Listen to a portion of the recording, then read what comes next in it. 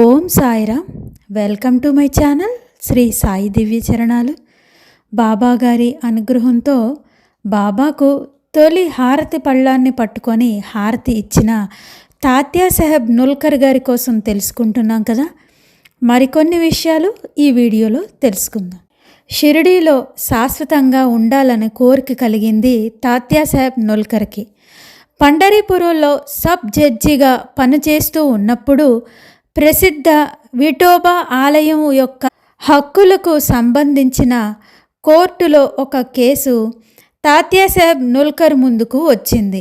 మరియు నుల్కర్ సాధారణ సత్య స్వభావం ప్రకారం ప్రజలకు ఊహించని నిర్ణయాన్ని తీర్పు ఇచ్చారు.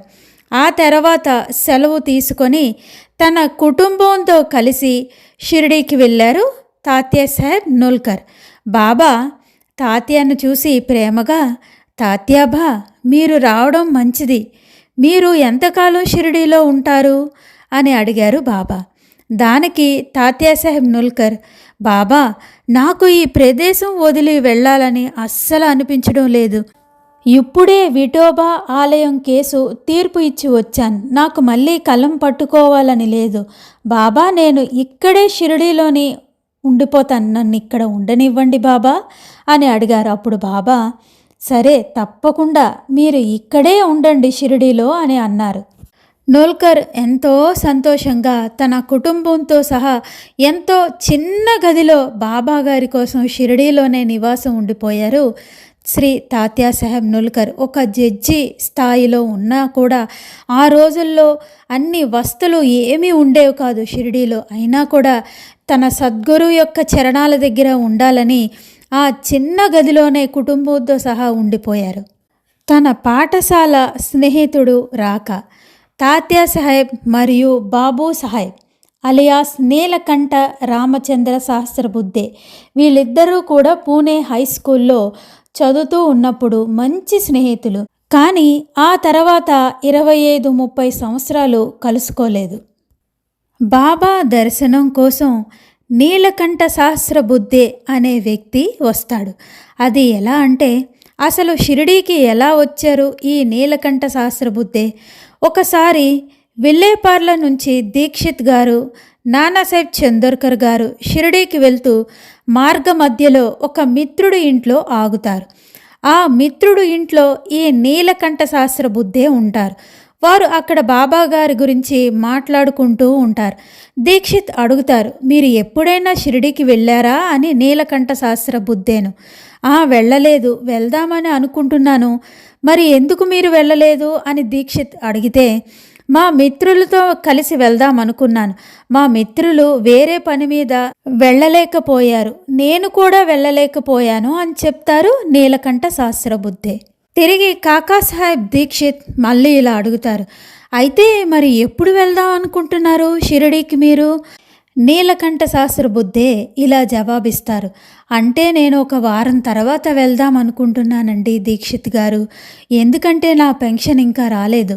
నా పెన్షన్ వచ్చిన తర్వాత నా చేతిలో డబ్బులుంటాయి కదా, ఆ తర్వాత షిరిడీకి వెళ్దాం అనుకుంటున్నాను అని చెప్తారు. తిరిగి దీక్షిత్ గారు ఈ విధంగా చెప్తారు, సరే, మీ పెన్షన్ పని దబోల్కర్ చూసుకుంటారులేండి. ఇక్కడ మీరు ఒక పని చేయండి, మాతో పాటు వచ్చేయండి షిరిడీకి. నేను మీకు 10 రూపాయలు ఇస్తాను, మీకు పెన్షన్ వచ్చాక నాకు ఇద్దరు గాని అని దీక్షిత్ గారు చెప్తారు. సరే అని ఆ 10 రూపాయలు తీసుకొని నీలకంఠ సహస్రబుద్ధే షిరిడీకి ప్రయాణం అవుతారు. వెళ్తున్నప్పుడు ట్రైన్లో కోపార్గాంకు చెందిన ఒక యువకుడు ట్రైన్లో పరిచయమై నీలకంఠ అడుగుతారు ఆ యువకుడికి, నీకు షిరిడీ సాయిబాబా తెలుసా అంటే, నాకెందుకు తెలియదు, ఆ పిచ్చి ఫకీరు అని చెప్తాడు. ఇదేమిటి ఇలా చెప్పాడు అనుకుంటారు. షిరిడీకి వెళ్తారు. కోపార్గాంలో దిగి షిరిడీకి వెళ్తారు. దీక్షిత్ గారు వెళ్ళేటప్పుడు ఒక ఉత్తరం రాసి ఇస్తారు శ్యామా గారికి ఇవ్వమని. ఫలానా వ్యక్తి వస్తున్నాడు, అతనికి వసతి భోజనం ఏర్పాట్లు మీరు చూడండి. అతను షిరిడీలో దిగిన తర్వాత శ్యామ ఒక వ్యక్తితో మాట్లాడుతూ ఉంటారు. నీలకంఠ సహస్రబుద్ధే వెళ్ళేసరికి ఆ వ్యక్తిని చూసి నీలకంఠ ఇలా అనుకుంటారు, ఏదో ఆలోచన వస్తుంది. శ్యామ ఎదురుగా ఉన్న వ్యక్తి నాకు తెలిసిన వారిలాగే ఉన్నారు అని గుర్తుపట్టి వెళ్ళి పలకరిస్తారు. మీరు నుల్కర్ కదా? నుల్కర్కు ఆశ్చర్యం వేస్తుంది. మీరు ఎవరు అంటే, నువ్వు నేను చిన్నప్పుడు 15 ఏళ్ల వయసులో మనం కలిసి చదువుకున్నాం అని చెప్తారు నీలకంఠ శాస్త్రబుద్ధే. అప్పుడు తాత్యాసాహెబ్ నుల్కర్ ఎంతో సంతోషపడి గుర్తుకు వస్తారు తన చిన్ననాటి స్నేహితుడు అయిన నీలకంఠ శాస్త్రబుద్ధే. అతన్ని కౌగులించుకొని బాబాగారి దర్శనానికి తీసుకొని వెళ్తారు తాత్యాసాహెబ్ నుల్కర్. బాబాను దర్శించుకోవడానికి ఇద్దరూ కలిసి మసీదుకు వెళ్తారు. నీలకంఠ శాస్త్రబుద్ధే బాబా పాదాలకు నమస్కరిస్తారు. బాబా ఒక మాట అంటారు, నువ్వు నుల్కర్ను సేవించుకో, నీకు మంచి జరుగుతుంది అంటారు. ఇదేంటి బాబా ఇలా అన్నారు అని ఆలోచిస్తారు. ఇద్దరికీ ఏమీ అర్థం కాదు ఎందుకు బాబా ఆ మాట అన్నారు అన్న విషయం. ఇదే మాట 2వ రోజు, 3వ రోజు, 4వ రోజు కూడా బాబా అదే మాట అంటారు. తాత్యాసాహెబ్ నుల్కర్కు శాస్త్రబుద్ధేకు బాబా ఎందుకు అలా అంటున్నారు అన్న విషయం అర్థం కాలేదు. కానీ సరదాగా నీలకంఠ శాస్త్రబుద్ధే పదే పదే తాత్యాసాహెబ్ నుల్కర్ను, మీ గురువు ఆదేశాల ప్రకారం నేను మీకు ఏ సేవ చేయాలి, ఇప్పుడే చెప్పండి, మీరు ఏ సేవ చెప్తే ఆ సేవ చేస్తాను అని అనేవారు. తాత్యాసాహెబ్ నుల్కర్ ఒకసారి ఇలా అంటారు, బాబా ఆజ్ఞలు అంతరార్థం ఏమిటో బాబాకే తెలుసు. సమయం వచ్చినప్పుడు మనకు తెలుస్తుంది.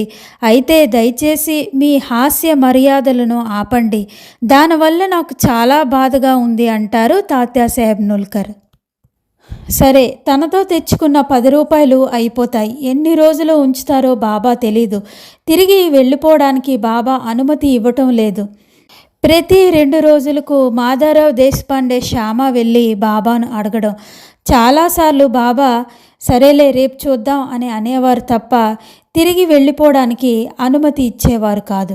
దాదాపు 45 రోజుల పైన అయిపోతుంది. షిరిడీలో ఉండిపోతారు నీలకంఠ శాస్త్రబుద్ధే. ఒకరోజు ఎంతో బ్రతిమలాడతారు నీలకంఠ శాస్త్రబుద్ధే, ఇవాళ ఎలాగైనా నాకు అనుమతి ఇప్పించండి, నేను తిరిగి మా ఊరు వెళ్ళాలి అనేసి శ్యామాని అంటే మాధవరావు దేశపాండే మళ్ళీ బాబాను అడగడం మొదలు పెడతారు. అప్పుడు బాబా కోపంతో, వాడిని ఇక్కడే ద్వారకామాయిలో ఒక మూలన కుక్కలా పడి ఉండని, వాడితో మనకి పని ఉంది, నువ్వు వెళ్ళు, నీకు ఈ విషయం ఏమీ అర్థం కాదు శ్యామా అని అంటారు బాబా. 15 రోజుల తర్వాత తాత్యాసాహెబ్ నుల్కర్కు మధుమేహం కారణంగా పిరుదులపై వాపుతో కూడిన కురుపు వచ్చి అస్వస్థకు గురి అవుతారు. నెమ్మదిగా ఆ కురుపులు సంఖ్య పెరిగి తాత్యాసాహెబ్ నుల్కర్ అనారోగ్యం మరింత తీవ్రమైంది. తన స్నేహితుడైన నీలకంఠ శాస్త్రబుద్ధే ఎల్లప్పుడూ సేవ చేయడానికి సిద్ధంగా ఉండేవాడు. కాబట్టి తాత్యాసాహెబ్ నుల్కర్ పక్కనే రాత్రి పగలు ఉండి సేవ చేసేవాడు నీలకంఠ శాస్త్రబుద్ధే.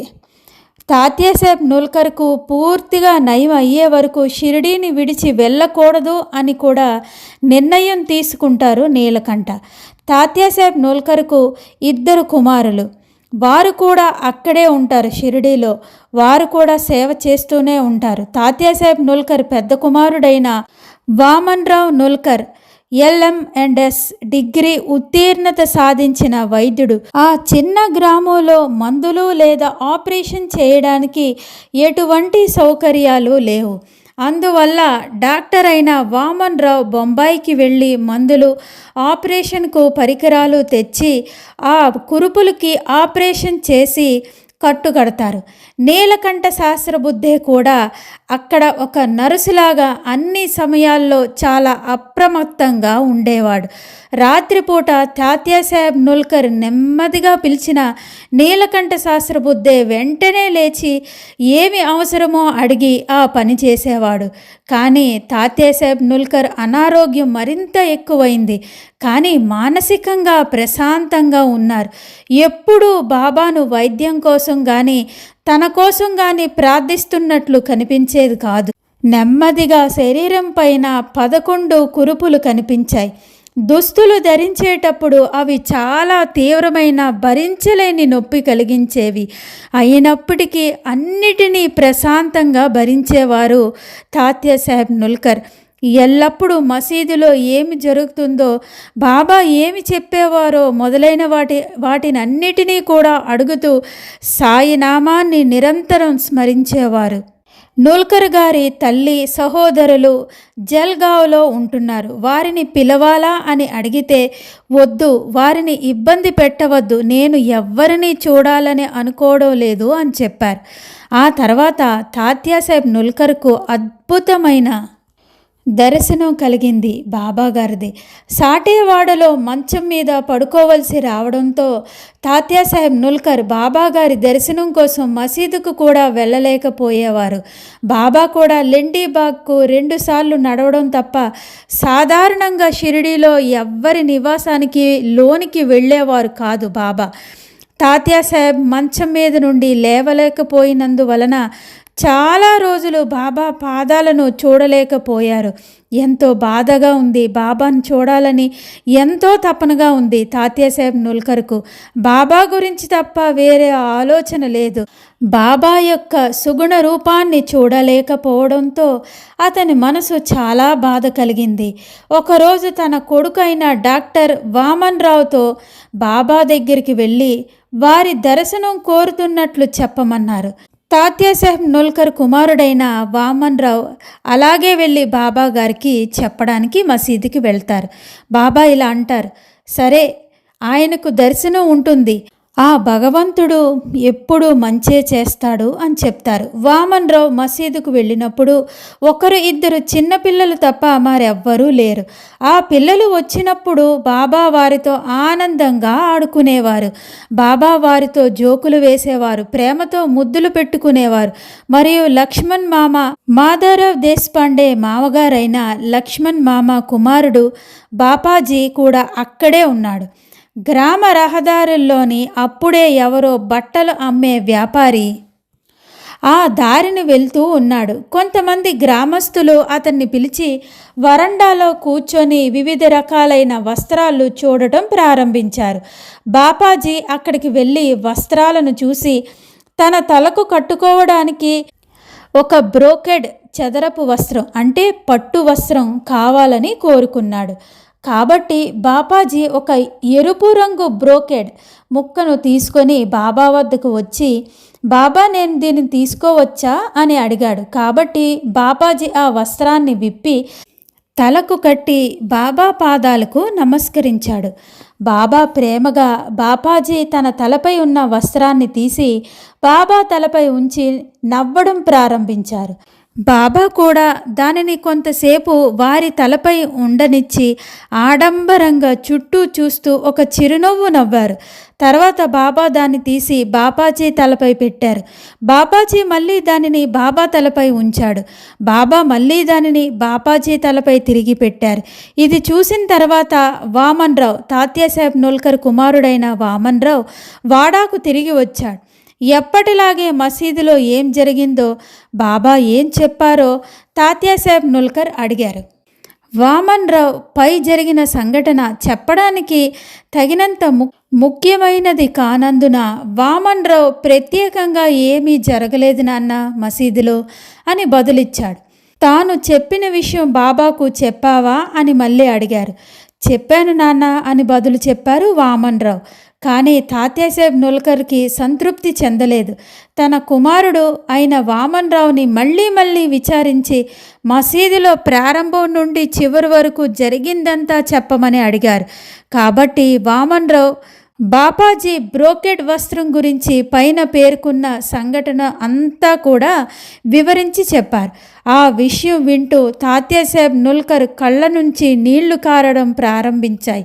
అతను పూర్తిగా కదలకుండా ఉన్నాడు. కారణం అడిగితే తాత్యాసాహెబ్ నూల్కర్ ఇలా చెప్పారు, నేను బాబాను దర్శనం చేసుకున్నానని చెప్పు అని అన్నారు. వివరించమని అడిగారు వామన్ రావు. సాటేవాడలో పడుకొని ఉన్న తనకు బాబా తన కళ్ళకు ముందు అదే లీల చేస్తున్నట్లు తనకు చూపించారని చెప్పారు.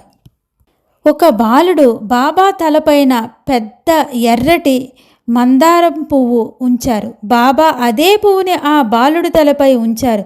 ఆ బాలుడు మళ్ళీ బాబా తలపై పువ్వుని ఉంచాడు. బాబా మళ్ళీ దానిని ఆ బాలుడి తలపై తిరిగి పెట్టారు. ఆ విధంగా తాత్యాసాహెబ్ నుల్కర్ యొక్క కోరిక నెరవేరింది.